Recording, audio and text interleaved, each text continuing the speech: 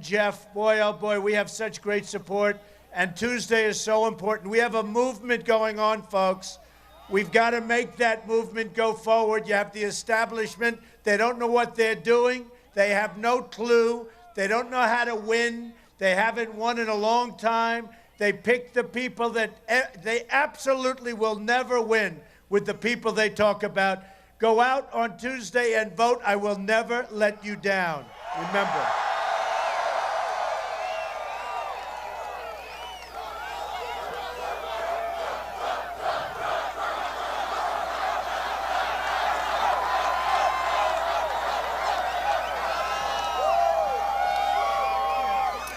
And I want to tell you, you know, so much about illegal immigration, and so much has been mentioned about it and talked about it. And these politicians are all talk, no action. They're never going to do anything. They only picked it up because when I went and when I announced that I'm running for president, I said, you know, this country has a big, big problem with illegal immigration. And all of a sudden, we started talking about it. And then you had lots of bad things happening, crime all over the place. And for the first time, people saw what was going on. You had the killing of Kate. You had the killing of Jamil. You had so many killings, so much crime. Drugs pouring through the border. People are now seeing it. And you know what? We're going to build the wall, and we're going to stop it. It's going to end.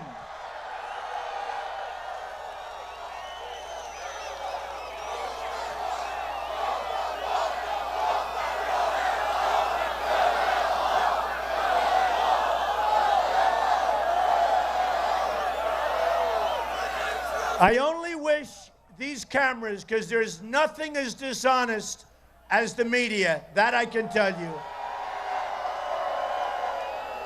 I only wish these cameras would spin around and show the kind of people that we have, the numbers of people that we have here. I just wish they'd for once do it, because you know what? We have a silent majority that's no longer so silent. It's now the loud, noisy majority, and we're going to be heard.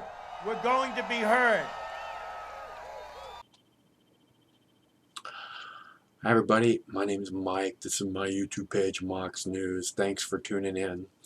Alright, so that is like my favorite thing that Donald Trump talks about, is when he says that the media is totally dishonest. Well, it's like my second or third thing that he, my third thing that is my favorite thing that he talks about. Because when he talks about 9/11 happening on Bush's watch, that's a really important discussion that hasn't been had. And when he talks about there not being any weapons of mass destruction in Iraq, and that they knew it and they went in there anyways, that's a really important discussion that hasn't been had. And the whole reason that that discussion hasn't been had is because the media is completely dishonest. So they're all connected, and so that's why this is like my favorite thing. You'll hear me quote him saying over and over again, or highlighting. Anyways, that full rally is available over at the Alternate Mox News YouTube page, the C-SPAN Junkie YouTube page. There's a clickable link right here below this video. In the text body of the video, it says Alternate Mox News YouTube page. Click here. Please do that. Go over there, check out the rally if you want to see the full Donald Trump rally in Arizona from this morning. And then also, I posted like 4 hours of discussion on Israeli influence in the media and in Congress, and this amazing discussion about how the White House and the Congress and the Senate is all owned, and the media is all owned by Israeli interest. So it's a really, really good discussion, and I think you guys would really like to see it. I'd really like to hear it. So otherwise, I wouldn't be wasting your time with it. Promise. So again, that's posted at the Alternate Mox News YouTube page. The C-SPAN Junkie one. It was a C-SPAN video. Excellent. You should go watch. Colonel Wilkerson was one of the speakers. Um, Rula Jebril, who's beautiful. Oh my God, she's beautiful. She was one of the big speakers. And this Levy guy, I'll show you a clip of him in a sec. He was amazing, man. I was just like hanging on every word he was saying. But Colonel Wilkerson talking from a Pentagon standpoint was pretty interesting. And then I got them broken down into 4 sections. So they're about 4 hours of video, but it's some good stuff. I would recommend you just take a little listen. If you're not interested, tune out. But it's very worthwhile. Again, clickable link to those videos in the text body of this video. It's an Alternate Mox News YouTube page, the C-SPAN Junkie one. Please go over there and subscribe now. Let's see.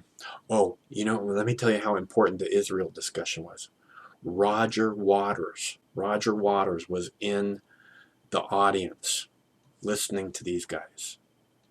And he looked like he was listening really hard. So it's a very good discussion. If he can take the time, you might want to take just a minute to go listen too. Again, clickable link to the Alternate Mox News YouTube page in the text body of the video right below this video here. Okay? It's my birthday today. If anybody wants to buy me lunch, that'd be super nice of you.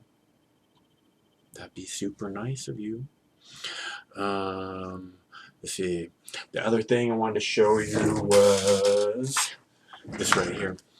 I guess the stoners, the legalized freedom is kind of rallying behind Bernie Sanders. I don't know if you guys are familiar with this Dope magazine. It's all the legalized states have it. So it's a marijuana thing. It's a freebie. It's just a lot of advertising, but they got a bunch of pretty pictures of weed in there and all different kinds of no more death penalty for cannabis. It's pretty good. But they have Bernie Sanders on the cover. So I guess the stoners are uniting behind Bernie Sanders. All that big legalized money. You guys with all these piles of cash better start throwing money at him. If that's what it is you want to make happen. Because I know you guys with the gardens, oh my God, these guys are like every penny now. Used to be, I'd be like, hey, I need a little trim for a batch of butter. And next thing I know, I'd have like a shopping bag full of, stuff for my crock pot. And now it's like, oh no, I have to make every single penny I can off of that garden. They used to just throw the stuff away that I was getting from them. I was like, no, that stuff's like gold. Anyways, thanks for tuning in. My name's Mike. It's my birthday. If you want to buy me lunch, that'd be very nice of you. There's a clickable link in the text body of the video to buy me lunch. That'd be super nice of you. Hope things are good in your world. I am going to the doggy park. I'll keep my eyes open if anything happens along the way. Stay cool. One of these days this war's going to end. Till that day. But America cannot not be taken responsible when everything that Israel is doing today is with the total approval of Israel, of the United States, and the total financing of the United States. We have now those discussions. This is really, when you hear it, you really don't believe to what you hear.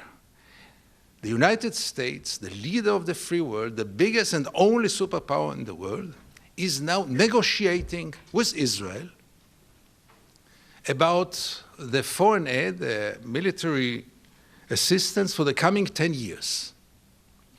First of all, Israel said, no, we think we'll wait to the next president. This president is not good enough. Then they had second thought because they start to think that Donald Trump might be unexpected. So maybe they will do the favor, and maybe they are ready to discuss with the Obama's regime about the coming 10 years. America is begging for Israel to accept a deal. It was until now $3.4 billion. America is, and I'm not very good in the details, but America is offering, if I understood well, $4 billion a year for 10 years, $40 billion. Israel wants 5. Israel is ready to compromise on 4.5, 4.3 a year. But if you look at the mechanism, if you look at the way it goes, you come again and again to the same question. For God's sake, who is the superpower between the two? And who is in the pocket of whom here? Now,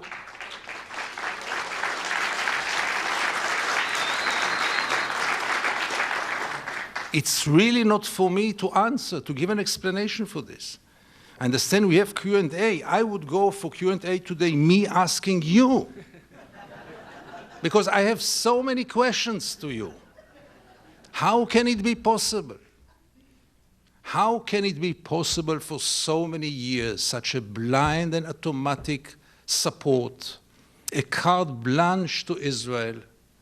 How can it be that America, who claims to care about Israel, who claims that the existence of Israel is important for it, who claims that Israel is the only democracy in the Middle East, how can it be that administration after administration, with very little differences between the administrations, they are always competing, the candidates, who will be more pro-Israeli? And in the same time, they are corrupting Israel. So even from a point of view of an Israeli patriot, for me, AIPAC is far of a friendly organization to Israel. As a matter of fact, I see AIPAC as one of Israel's biggest enemies. Because when you are drug addicted, and people, I'm afraid I mentioned it also last time, so it's the second, but only 2 sentences in a whole speech. But it is so clear that I can't help but mentioning it again. A drug addict in your family, a drug addict who is your friend, supplying with more money, he will be so grateful to you. But are you really caring about him? Do you really take care? Do you really love him? Try to send him to a rehabilitation center. He will be so mad at you. But isn't this real care? Does anyone here have the slightest doubt that Israel is occupation addicted? Do you have any kind of doubt that this addiction is dangerous, first of all, for Israel's future? The real victims are obviously the Palestinians, and in many ways the entire Middle East. But by the end of the day, the occupation will end one day, one way or the other.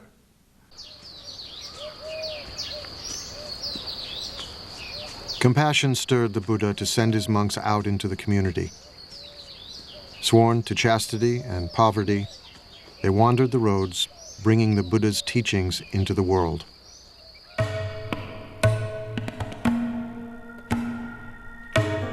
Go forth, monks, for the happiness of the many, out of compassion for the world. There are beings whose eyes have little dust on them, who will perish if they do not hear the teaching. But if they hear the teaching, they will gain liberation. The monks exist by begging. We think of begging as kind of a bad thing. Begging in this tradition is a good thing. It's a sign of spiritual purity. You're not allowed to beg tomorrow's lunch today. Only today's lunch. Then you can't eat from noon until dawn the next day. Then you have to go out and get another lunch. And then in exchange for lunch, you give a lecture. Unless they say we don't want to hear about it, then you don't. But that's the only thing but that forces you to interact with the lay community. And if you're not serving them, if you're not doing something useful for them, they won't put anything in your bowl, and that will be the end of your community.